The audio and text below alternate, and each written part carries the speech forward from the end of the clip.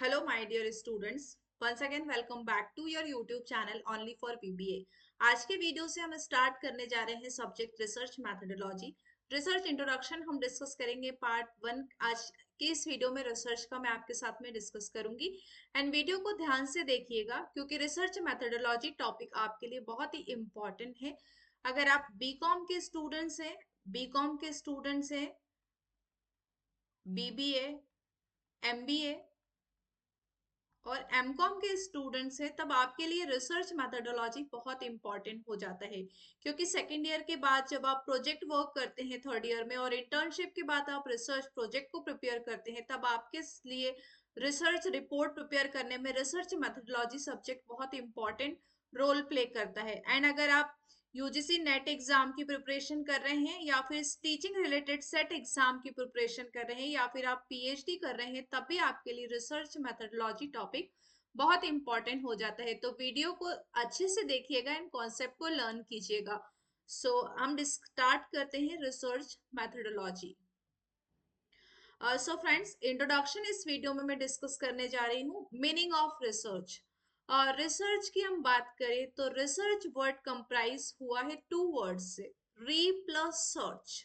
Research करना, किसी भी प्रॉब्लम को, किसी भी फैक्ट को सर्च करना। रिसर्च वर्ड टू वर्ड से कंप्राइज हुआ है, री प्लस सर्च। किसी भी फैक्ट को खोजना, उसको डिस्कवर करना, रिसर्च करना, search again. Research in common way of speaking refers to a search for knowledge, जिसमें हम अपने नॉलेज के बेस पर रिसर्च करते हैं। One can also define research एक साइंटिफिक एंड सिस्टमैटिक सर्च होती है। जब हमें रिसर्च करना होती है तो हमें हमारे पास पहले एक प्रॉब्लम होती है, उसके बाद हम साइंटिफिक तरीके से और सिस्टमैटिक वे से स्टेप बाय स्टेप रिसर्च को करते हैं, इंफॉर्मेशन को कलेक्ट करते हैं, डेटा को कलेक्ट करते हैं, then step by step process के थ्रू हम रिसर्च करते हैं। रिसर्च की प्रोसेस में 7 to 8 स्टेप होती है। मैं नेक्स्ट टॉपिक में डिस्कस करूंगी आपके साथ में रिसर्च की प्रोसेस। तो रिसर्च की प्रोसेस आप देखेंगे तो स्टेप बाय स्टेप प्रोसेस से हम जाते हैं, पहले प्रॉब्लम को आइडेंटिफाई करते हैं, डेटा कलेक्ट करते हैं। तो इसी तरीके से रिसर्च एक साइंटिफिक एंड सिस्टमैटिक इन्वेस्टिगेशन होता है जिसमें हम डेटा को कलेक्ट करके इस स्पेसिफिक प्रॉब्लम का सॉल्यूशन ढूंढते हैं, कुछ नया खोजते हैं। रिसर्च मीन्स कुछ न्यू नॉलेज, अपने नॉलेज के बेसिस पे कुछ नई चीजों को डिस्कवर करना, कुछ न्यू फैक्ट को जो है डिस्कवर करना। Information of a specific topic. Research is an art of scientific investigation. Research एक आर्ट होता है जो कि एक साइंटिफिक इन्वेस्टिगेशन होता है। हमारे पास एक प्रॉब्लम होती है, हम उसे साइंटिफिक तरीके से, सिस्टमैटिक तरीके से, स्टेप बाय स्टेप प्रोसेस के थ्रू जाते हैं और उस प्रॉब्लम का सॉल्यूशन फाइंड आउट करते हैं, यानी कि हम उसका इन्वेस्टिगेशन करते हैं। It means to search again. जो रिसर्च ऑलरेडी हो रखी है उस रिसर्च के बेसिस पे भी आप कुछ और न्यू फाइंड करते हैं, या जो टॉपिक पर रिसर्च नहीं हुई है उस टॉपिक पे आप रिसर्च करते हैं और थ्योरी को डेवलप करते हैं। सो रिसर्च मीन्स और सिस्टमैटिक इन्वेस्टिगेशन, ये एक सिस्टमैटिक इन्वेस्टिगेशन होता है। और activity to get a new knowledge, ये एक ऐसी एक्टिविटी होती है जो आपको न्यू नॉलेज प्रोवाइड करती है of the already existing fact. जो तथ्य, जो फैक्ट ऑलरेडी इन्वायरमेंट में है, उसके बेसिस पे आप न्यू नॉलेज और न्यू थ्योरी को डेवलप करते हैं। रिसर्च एक इंटेलेक्चुअल एक्टिविटी होती है and it is responsible for bringing to light new knowledge, जो आपको न्यू नॉलेज और किसी फैक्ट का न्यू इंसाइट प्रोवाइड करती है। ये एक जर्नी होती है डिस्कवरी की। ऐसा नहीं है कि आपके माइंड में अभी कोई टॉपिक आया, अभी कोई प्रॉब्लम आया, मुझे उसके ऊपर रिसर्च करना है, तो इमीडिएटली उस रिसर्च को कंप्लीट करना पॉसिबल नहीं होता। रिसर्च को करने में टाइम लगता है, उसके बाद ही हम कंक्लूजन तक पहुंचते हैं। तो रिसर्च एक जर्नी होती है कुछ डिस्कवर करने की, कुछ न्यू एक्सप्लोर करने की। That is called research, right. ये एक जर्नी होती है जिसमें हम न्यू फैक्ट, इन्वायरमेंट से फैक्ट कलेक्ट करते हैं, डेटा कलेक्ट करते हैं एंड न्यू थ्योरी को डेवलप करते हैं। रिसर्च ओनली मैनेजमेंट के फील्ड में ही नहीं होती, research only HR, marketing, finance, operation में ही नहीं होती। रिसर्च हम किसी भी फील्ड में कर सकते हैं, like computer application, computer technology, artificial intelligence, like your engineering, pharmacy, medical, botany, chemistry, physics. Her field में रिसर्च की जाती है, हर फील्ड में हम रिसर्च कर सकते हैं। रिसर्च ओनली सिर्फ मैनेजमेंट तक ही लिमिटेड नहीं है, आप किसी भी फील्ड में रिसर्च को कर सकते हैं। तो meaning I hope clear to you. तो आपको आई थिंक मीनिंग क्लियर हो गया होगा। ये होता है रिसर्च, सर्च करना किसी अपने नॉलेज के बेसिस पे, इन्वायरमेंट से फैक्ट को कलेक्ट करके उसका इन्वेस्टिगेशन करना, उसके एक कंक्लूजन तक पहुंचना। ये एक जर्नी होती है डिस्कवरी की। That is the meaning of research. I hope this meaning is clear to you. Okay, then what is the full form of research? R stands for rational way of thinking. Rational का means होता है logic. यहाँ पे हम logical तरीके से सोचना होता है रिसर्च में। हम अपने अकॉर्डिंग अगर सोच के, फॉर एग्जाम्पल मुझे सोशल मीडिया के ऊपर रिसर्च करना है, तो सोशल मीडिया के ऊपर मैं अपने अकॉर्डिंग रिसर्च कर रही हूँ, अपने इमोशंस को एक्ट कर रही हूँ, लॉजिकली नहीं सोच रही हूँ, या फिर जो उसके आउटकम है वो मैच ही नहीं करते, तब मेरी जो रिसर्च होगी वो उसमें प्लेगरिज्म आएगा और उसमें बायसनेस होने के चांसेस होंगे। तो रिसर्च जो होती है एक लॉजिकल थिंकिंग होती है कि जो जिस प्रॉब्लम का सॉल्यूशन आप फाइंड आउट करना चाहते हैं वो कंक्लूजन के साथ में मैच करना चाहिए। ये एक लॉजिकल थिंकिंग होती है जिसे हम सोचते हैं। एक्सपर्ट और एग्जॉस्टिक रिसर्च के लिए कोई एक्सपर्ट ट्रीटमेंट की रिक्वायरमेंट होती है। ये सर्च होता है आपके प्रॉब्लम को, सॉल्यूशन को फाइंड आउट करने का। रिसर्च हमें एग्जैक्टनेस बताती है, किसी भी फैक्ट के बारे में एग्जैक्टनेस प्रोवाइड करती है रिसर्च। अगर हमारे पास एक टॉपिक है तो हमें एग्जैक्ट एक्यूरेट इंफॉर्मेशन प्रोवाइड करेगी रिसर्च। ये एनालिसिस होता है, हम एनालिसिस करके ही फैक्ट के बीच में रिलेशनशिप को डेवलप करते हैं। ये क्रिटिकल ऑब्जर्वेशन होता है, रिसर्च क्रिटिकल ऑब्जर्वेशन के साथ में स्टार्ट होती है। एक केयरफुल, देन फिर रिसर्च, अभी आपने सोचा और तुरंत आपने रिसर्च कर ली, ऐसा संभव नहीं होता। इसमें केयरफुल प्लानिंग की जरूरत होती है, कंस्ट्रक्टिव एटीट्यूड आपको चाहिए, कंडेंस जनरलाइजेशन हमें रिक्वायर्ड होता है। Last but not the least, H stands for honesty and hard work. Research में पेशेंस की रिक्वायरमेंट होती है एंड ऑनेस्टी भी चाहिए होती है। ऐसा नहीं है कि हम किसी अदर ऑथर के डेटा को कॉपी करके अपनी रिसर्च में उनके फैक्ट को दिखा रहे हैं। नहीं, आप लिटरेचर रिव्यू में गूगल स्कॉलर पे जाकर अदर रिसर्च पेपर को उसी टॉपिक से रिलेटेड रिव्यू कर सकते हैं एंड उन्होंने क्या फाइंड आउट किया है वो देख सकते हैं। बट एज इट इज आपको अपनी रिसर्च में नहीं दिखाना है क्योंकि वहां पे प्लेगरिज्म आने के चांसेस होते हैं।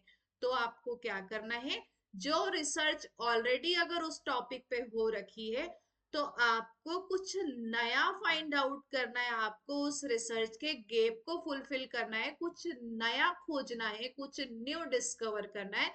That is a real research. ये ऑनेस्टी, रिसर्च हमें हार्ड वर्किंग जो है मांगती है।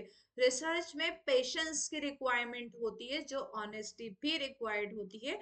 अदरवाइज अगर आप किसी अदर रिसर्च और रिसर्चर के डेटा को कॉपी करते तो वो हमें प्लेगरिज्म भी दे सकती है। तो I hope abbreviation of the research is clear to you. rational way of thinking, expert treatment, research, search and solution, exactness, analysis, relationship of fact, critical observation, honesty and hard working. Okay. Now we will discuss definition of research. बहुत ही famous author की ये definition है, research की सभी book में आप देख लीजिएगा, आपको ये डेफिनेशन जरूर मिलेगी। This Clifford Woody definition is very important for you.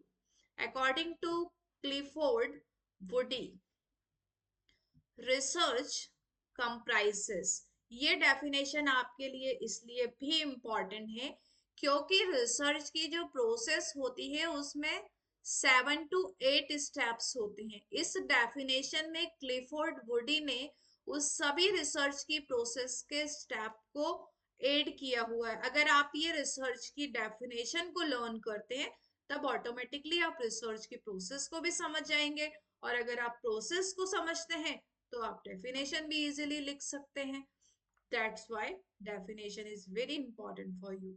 Okay, so research comprises defining and redefining problem. जो प्रॉब्लम ऑलरेडी डिफाइन है और रीडिफाइन करते हैं आप उसको, ये फॉर्मुलेट करता है हाइपोथेसिस। हाइपोथेसिस का मीन्स होता है अजम्पशन। हाइपोथेसिस एक टेंटेटिव स्टेटमेंट होता है, एक अजम्पशन होता है जिसमें हम अनुमान लगाते हैं, फॉर्मुलेट करते हैं हाइपोथेसिस को ऑफ सजेस्टेड सॉल्यूशन। जो हमें हाइपोथेसिस हमें सॉल्यूशन को सजेस्ट करता है। हाइपोथेसिस हमारे पास नल हाइपोथेसिस होता है और अल्टरनेट हाइपोथेसिस होता है। हम उसमें से किसी एक को चूज करते हैं जो कि हमारे रियल आउटकम तक लेके आता है और हमारे सॉल्यूशन को फाइंड आउट करने में हेल्प करता है। इसमें हम डेटा को कलेक्ट करते हैं और ऑर्गेनाइज करते हैं, देन इवेलुएट करते हैं डेटा को, देन उसके बाद हम मेकिंग डिडक्शन, फिर हम डिडक्शन बनाते हैं, then research conclusion at last carefully. Research का जो कंक्लूजन होता है वो हमें केयरफुली टेस्ट करना होता है। कंक्लूजन को वो डिटरमाइन करता है कि आपका जो हाइपोथेसिस है वो फिट है या नहीं है। कंक्लूजन आपके हाइपोथेसिस से डिटरमाइन करता है कि to determine whether they fit for the formality hypothesis और नॉट, राइट। ये आपके कंक्लूजन को डिटरमाइन करता है, कंक्लूजन की हमें टेस्टिंग करना होती है। So this is the definition given by Clifford Woody. Okay, now next very important topic is that objective and purpose of research। आपको पहले क्लियर होना चाहिए कि रिसर्च के क्या पर्पस है, क्या ऑब्जेक्टिव है, हम क्यों रिसर्च करते हैं, कैसे रिसर्च करते हैं। Each research study has its on specific purpose. सभी टाइप की रिसर्च स्टडी के अपने ऑन स्पेसिफिक पर्पस होते हैं, चाहे आप मैनेजमेंट में करें, मार्केटिंग में करें, या फिर आप फार्मेसी मेडिकल में रिसर्च करें, इंजीनियरिंग में करें, सभी के अपने ऑन स्पेसिफिक पर्पस होते हैं। Exploratory and formulative research. Exploratory और formulative research to gain familiarity with the phenomena. Exploratory और फॉर्मुलेटिव जो रिसर्च होती है ये हमें फैमिलैरिटी प्रोवाइड करती है फिनोमिना के साथ में, और अचीव करने में हेल्प करती है new insight into it. For example Newton का लॉ, राइट। अब न्यूटन जो थे साइंटिस्ट, उन्होंने न्यूटन के लॉ को जो है डेवलप किया था। तो अगर न्यूटन न्यूटन के माइंड में क्यूरियोसिटी आई कि पेड़ से जब सेब गिरता है तो वो अर्थ पर ही क्यों गिरता है, वो नीचे की तरफ ही क्यों जाता है, वो ऊपर की तरफ क्यों नहीं जाता है। तो उन्होंने इसके ऊपर पता लगाया ग्रेविटी के बारे में, राइट, ग्रेविटी के बारे में। तो और किसी पर्सन ने तो उसके ऊपर स्टडी नहीं की, उसके ऊपर रिसर्च नहीं किया कि एप्पल जब ट्री से नीचे गिरता है तो अर्थ पे नीचे की तरफ ही क्यों आता है, वो स्काई की तरफ क्यों नहीं जाता है, क्लाउड की तरफ क्यों नहीं जाता है। क्योंकि उस रिसर्चर के माइंड में क्यूरियोसिटी आई कि मुझे इस प्रॉब्लम का सॉल्यूशन ढूंढना है कि ट्री से जब एप्पल गिरता है तो वो नीचे की तरफ क्यों आता है। तब उन्होंने न्यू आइडिया और न्यू फिनोमिना को हमारे वर्ल्ड में फेमस कराया, दैट इज कॉल्ड ग्रेविटी। तो न्यूटन का लॉ जो था वो ग्रेविटी को उन्होंने फैमिलराइज किया, that is called phenomena. Exploratory में हम कुछ न्यू एक्सप्लोर करते हैं। न्यूटन क्या ही एक ऐसा लॉ था जिन्होंने फर्स्ट टाइम वर्ल्ड लेवल पे ग्रेविटी को सबके साथ में इंट्रोड्यूस कराया। तो उस टाइप की रिसर्च जिसमें आप कुछ न्यू फिनोमिना के साथ में फैमिलियर होते हैं और कुछ न्यू अचीव करते हैं इनसाइट, यानी कि you are exploring something new, is called exploratory or formulative research. So is it clear to you? For example, role of AI as a marketing tool. मैं बोल रही हूँ कि आर्टिफिशियल इंटेलिजेंस का जो रोल है वो मार्केटिंग टूल की तरह है। अब मैं डायरेक्टली अगर ऐसे बोलूं कि एआई का जो रोल है मार्केटिंग टूल की तरह है, तो क्या ये सही है? No no. उसके लिए मुझे रिसर्च में ये प्रूफ करना होगा कि आर्टिफिशियल इंटेलिजेंस का जो रोल है वो मार्केटिंग टूल में भी होता है। तो मार्केटिंग टूल के लिए हमें उसमें इन्वेस्टिगेशन करना होगी, रिसर्च करना होगी, कुछ एक्सप्लोर करना होगा कि कैसे आर्टिफिशियल इंटेलिजेंस मार्केटिंग टूल की तरह काम करता है। तो उसके लिए मुझे प्रूफ चाहिए और रिसर्च करना होगी, यानी कि मैं आर्टिफिशियल इंटेलिजेंस को मार्केटिंग टूल में एक एक्सप्लोर कर रही हूँ, कुछ नया ढूंढ रही हूँ। Right now, descriptive research to portray accurately the characteristics of a particular individual situation or group। जब हम किसी पर्टिकुलर इंडिविजुअल और ग्रुप को जैसा वह है, एज इट इज एक्यूरेट, उसका कैरेक्टर जैसा वो दिखता है, जैसा वो है एग्जैक्टली उसको अगर डिस्क्राइब कर रहे हैं as it is called descriptive research. Right, for example, observe the habit of individual. अगर मुझे किसी इंडिविजुअल की हैबिट को ऑब्जर्व करना है, तब एज इट इज मैं डिस्क्राइब करूंगी जैसी हैबिट उसकी एक्चुअल में है, इज कॉल्ड डिस्क्रिप्टिव रिसर्च। ये पोर्ट्रे करता है accurate characteristics of the individual. जो चीज जैसी है उसको एज इट इज ही डिस्क्राइब करना, वो होती है descriptive research. I hope descriptive is also clear to you. Now, diagnostic research. What is diagnostic? To determine the frequency with something occurs or with which it is associated with something else. Diagnostic, for example, अगर हम doctor के पास जाते हैं तो doctor हमें medicine देता है। तो मेडिसिन जब वो डॉक्टर देता है तो डॉक्टर वो देखता है कि आपको कौन सी डिसीज है, कि आपको किस टाइप की मेडिसिन की रिक्वायरमेंट है, मतलब कि डॉक्टर डायग्नोस करता है। डॉक्टर डायरेक्टली क्या सभी पर्सन को सेम मेडिसिन देता है? No no. अगर आपको फीवर है तो डॉक्टर आपको अलग मेडिसिन सजेस्ट करेगा। आपको अगर डायबिटीज है तो अलग मेडिसिन होगी, कैंसर है तो अलग मेडिसिन होगी। तो डिपेंड करता है कि फ्रीक्वेंसी विद समथिंग ऑक्योर्स और विद इट इज एसोसिएटेड, कि आपकी जो डिसीज है, आपके सिम्टम्स जो है उस मेडिसिन के साथ में रिलेटेड, जो आपकी बॉडी में अभी डिसीज के सिम्टम्स क्रिएट हो रहे हैं उसी को डायग्नोस करके डॉक्टर आपको मेडिसिन प्रिस्क्राइब करता है। It's diagnostic research. For example, study the characteristics of some infection. अगर हमें एक स्टडी करना है इन्फेक्शन के ऊपर, कैरेक्टरिस्टिक्स ऑफ इन्फेक्शन, तो वो इन्फेक्शन क्यों हुआ, उसके क्या कारण थे, एंड उसके कॉज हम पता कर रहे हैं। लाइक समथिंग ऑक्यूर, क्यों हुआ इन्फेक्शन, क्यों ऑक्योर कर रहा है, क्या रीजन था और वो किससे एसोसिएटेड था, that is called the diagnostic research. Right, so next one is your hypothesis testing research studies to test hypothesis of a causal relationship between variables। Hypothesis का मीन्स होता है अजम्पशन, राइट? अजम्पशन, अजम्पशन को हिंदी में बोलते हैं अनुमान लगाना। Hypothesis एक टेंटेटिव स्टेटमेंट होता है। Hypothesis is a tentative statement, right, जो एक कैजुअल रिलेशनशिप को बिल्डअप करता है। फॉर एग्जाम्पल, वेरिएबल ए और वेरिएबल बी, अगर मुझे इन टू वेरिएबल्स के बीच में रिलेशनशिप का पता लगाना है, तब हम हाइपोथेसिस करेंगे, राइट?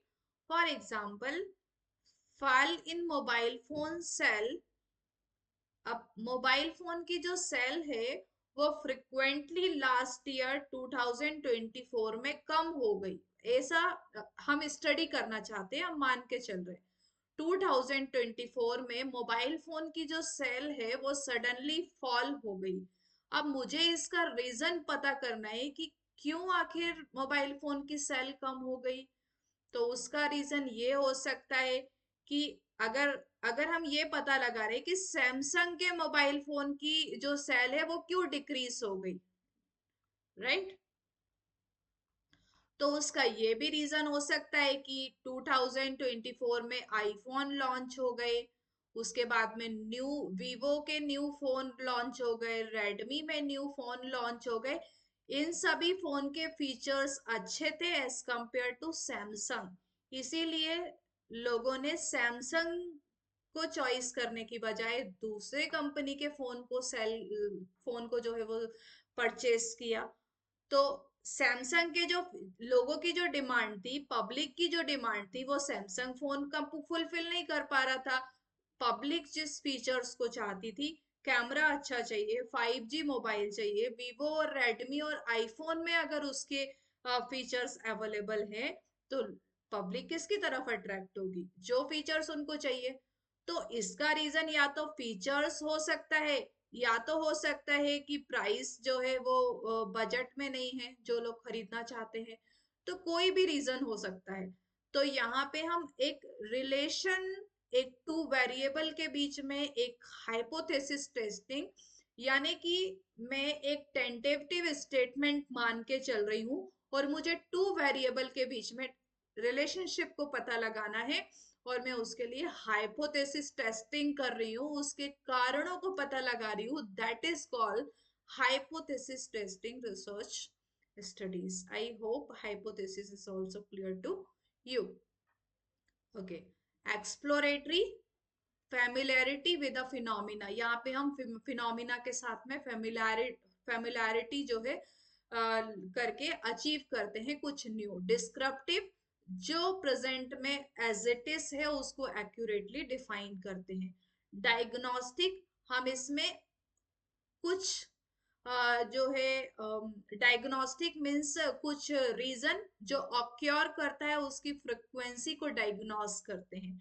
हाइपोथेसिस में हम वेरिएबल्स के बीच में कैजुअल रिलेशनशिप के थ्रू जो है टेस्ट करते हैं हाइपोथेसिस को। तो हाइपोथेसिस में क्या होता है फ्रेंड्स, एक नल हाइपोथेसिस होता है, और एक सॉरी अल्टरनेट हाइपोथेसिस और नल हाइपोथेसिस। तो ये टू टाइप के हाइपोथेसिस होते। आगे आने वाले वीडियोस में मैं आपको हाइपोथेसिस के बारे में भी अच्छे से डिस्कस करूंगी।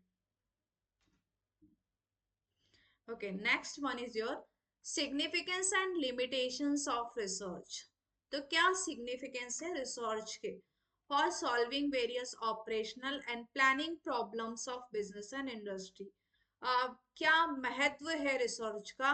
रिसर्च का जो सिग्निफिकेंस है, बिजनेस और इंडस्ट्री में जो प्रॉब्लम्स आ रही हैं उनको सॉल्व करने के लिए भी रिसर्च की जाती है। तो रिसर्च हम बिजनेस और इंडस्ट्री में भी करते हैं, और बिजनेस और इंडस्ट्री में हम ज्यादातर केस स्टडी का भी यूज करते हैं, जिसके थ्रू हमें सॉल्यूशन फाइंड आउट, रिसर्च के थ्रू हम बिजनेस और कंपनी की किसी भी प्रॉब्लम को फाइंड आउट कर सकते हैं। That is the significance. ये इनकलकेट करती है साइंटिफिक एंड इंडक्टिव थिंकिंग को। यू नो कि रिसर्च जो होती है वो साइंटिफिक और इंडक्टिव थिंकिंग को इनकलकेट करती है। It promotes the development of logical habits of thinking. Research emotions के बेसिस पे नहीं होती, ये हमारे लॉजिकल थिंकिंग को डेवलप करती है। लॉजिकल का मीन्स होता है, हमने एब्रीवेशन में डिस्कस किया, रैशनल। Rational means logic. हमें अपने रिसर्च में प्रूफ करना होता है कि हमारा ये कंक्लूजन क्यों आ रहा है, हमें डेटा के बेसिस पे प्रूफ करके बताना होता है कि यही कंक्लूजन क्यों हो रहा है। रिसर्च कभी भी इमोशंस और पर्सनल जजमेंट के बेस पे नहीं की जाती है। Development of logical habits of thinking और organisation to understand the new development. ये हमें न्यू डेवलपमेंट को अंडरस्टैंड करने में, बेटर वे में किसी भी टॉपिक के ऊपर न्यू जो है बेटर वे में समझने के लिए, डेवलप करने के लिए हम रिसर्च करते हैं, right. The role of research in several field. Research का जो रोल है, मैंने जैसा कि आपको बताया, ओनली मैनेजमेंट में नहीं है, किसी भी फील्ड में आप रिसर्च कर सकते हैं। ह्यूमैनिटीज में कर सकते हो, आर्ट्स में कर सकते हो, इकोनॉमी में कर सकते हो, and then pharmacy, medical, artificial intelligence, किसी भी फील्ड में आप रिसर्च कर सकते हैं।